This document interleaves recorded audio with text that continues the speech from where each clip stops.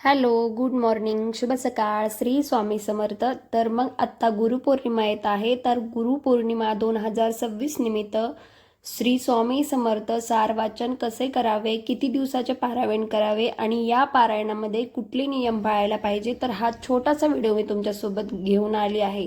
तर मग सगळ्यात अगोदर आपल्याला प्रश्न पडतो की गुरुपौर्णिमा 2026 कोणत्या दिवशी आहे आणि किती तारखेला आहे. तर प्रश्न सगळ्यांना पडला आणि महत्त्वाचा प्रश्न म्हणजे आपण सर्वांनी स्वामी समर्थ महाराजांची सेवा कशी करावी. तर मग चला पाहूया 2026ची गुरुपौर्णिमा कधी आहे आणि या दिवशी आपण स्वामींची कृपा कशी मिळवायची आहे. कुठलीही आपल्याला पूजा करायच्या अगोदर किंवा महत्त्वाचं म्हणजे आपल्याला स्वामींचं जे स्वामी समर्थ सार वाचनचं पारायण करायचं आहे, तर त्यातली सगळ्यात महत्त्वाची गोष्ट म्हणजे आपल्याला घराची स्वच्छता करायची आहे. पूर्ण घर स्वच्छ करून घ्यायचं आहे. बाहेरचा पोर्च वगैरे तुम्हाला जसं की मी गुरुवारच्या व्रतामध्ये सांगतेच त्यानुसार आपल्याला सगळी स्वच्छता करायची आहे. आणि यावर्षी गुरुपौर्णिमा आहे बुधवारी 29 जुलै रोजी आहे. स्वामींची सेवा विशेष सेवा आपल्याला या दिवशी करायची आहे. तर या दिवशी श्री स्वामी समर्थ महाराजांनी सेवा केल्याने घरातील नकारात्मकता दूर होते आणि घरात सुख समृद्धी आणि मानसिक शांतता लाभते. तर आता पूजा कशी करायची आपण पाहूया किंवा पारायण कसे करायचे. स्वामीच्या फोटोला किंवा मूर्तीला सुगंधी चंदन लावायचं आहे आणि पिवळं फूल स्वामीचरणी आपल्याला अर्पण करायचं आहे. आणि जसं की मी अगोदरच्या व्हिडिओमध्ये सुद्धा तुम्हाला म्हटलं आहे की उंबरटा पूजन वगैरे करायचं आणि कुठल्याही पूजेची सुरुवात करण्यापूर्वी आपल्याला निरंजन लावून अगोदर निरंजनाची पूजा करून नंतर आपल्याला स्वामीच्या फोटोला किंवा मूर्तीला सुगंधी चंदन लावायचं. जर मूर्ती तुमच्याकडे असेल तर तुम्ही पंचामृताने सुद्धा अभिषेक करू शकतात. आणि यानंतर आपल्याला श्री स्वामी समर्थ या मंत्राचा किमान 5, 7, 9 आणि 11 माळी जप करायचा आहे.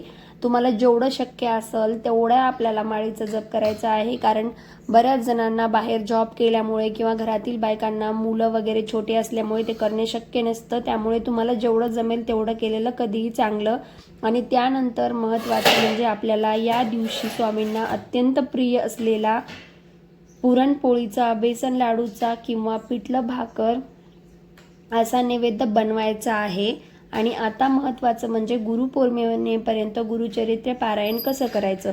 जर गुरुपौर्णिमेच्या दिवशी पारायणाची सांगता समाप्ती यावी असं वाटत असेल, करायची असेल तर तुम्हाला 7 दिवसाचे सप्ताह पारायण करावे लागेल.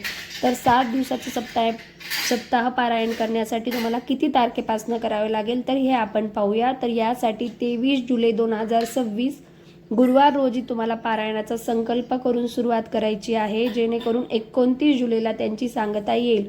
तर आपल्याला या पारायणाचा संकल्प कसा करायचा आहे याचा मी स्पेशल व्हिडिओ बनवलेला आहे. तर तुम्ही माझ्या चॅनलला एकदा नक्की व्हिजिट करा, त्यात तुम्हाला पूर्ण माहिती मिळेल.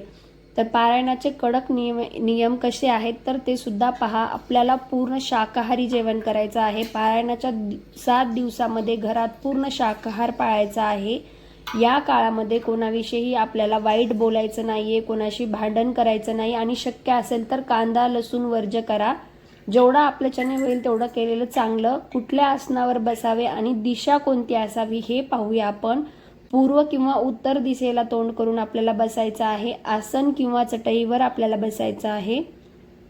तर अशा पद्धतीने आपल्याला हे छोटे छोटे नियम पाळून गुरुपौर्णिमा 2026 तुम्हाला जसं म्हटलं त्यानुसार 29 जुलैला बुधवारी आहे आणि तुम्ही छोटंसं स्वामीची कृपा आपल्यावर व्हावी म्हणून स्वामीचं हे सारामृत वाचन किंवा पारायण नक्कीच करू शकतात. तर त्यामध्ये आहेत पूर्ण 21 अध्याय आहेत. तर तुम्ही 7 दिवसाचं पारायण केलं तर 3 अध्याय मिळून 7 दिवसात तुमचे पूर्ण 21 अध्याय होतील. आणि जर तुम्ही 3 दिवसाचं पारायण केलं तर 3 दिवस तुमचं त्याप्रमाणे ते पारायण होईल. आणि जर तुम्हाला तेवढाही वेळ नसेल तर 29 तारखेला गुरुपौर्णिमेच्या दिवशी तुम्ही सकाळी बसल्यावर लवकर उठून 2.5 ते 3 तासामध्ये तुम्ही पूर्ण हे सारामृतचं पारायण करू शकतात. तर ज्या पद्धतीने तुमचा वेळ ॲडजस्ट होईल त्यानुसार तुम्ही स्वामींचं हे यंदाच्या गुरुपौर्णिमेला नक्कीच सारामृत करा.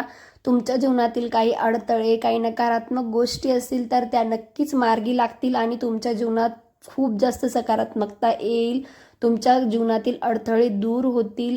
अशा पद्धतीने स्वामी तुमची काही इच्छा असेल तर ती सुद्धा पूर्ण करतील. तर तुम्हाला सुद्धा हे पारायण करायची इच्छा असेल तर तुम्ही अशा पद्धतीने नक्कीच करू शकतात. तर आय होप तुम्हाला माझा हा छोटासा व्हिडिओ नक्कीच आवडला असेल. स्वामीची ही सेवा करायची तुमची सुद्धा इच्छा असेल तर विचार काय करताय तुम्ही सुद्धा. जर हवं असेल तर 23 तारखेपर्यंत पासून नक्कीच सुरुवात करा आणि स्वामींचं हे 7 दिवसाचं पारायण तुम्ही सुद्धा तुमच्या घरात नक्कीच करा. कसे करायचे हे तर मी तुमच्यासोबत डिटेल्समध्ये शेअर केलेलंच आहे.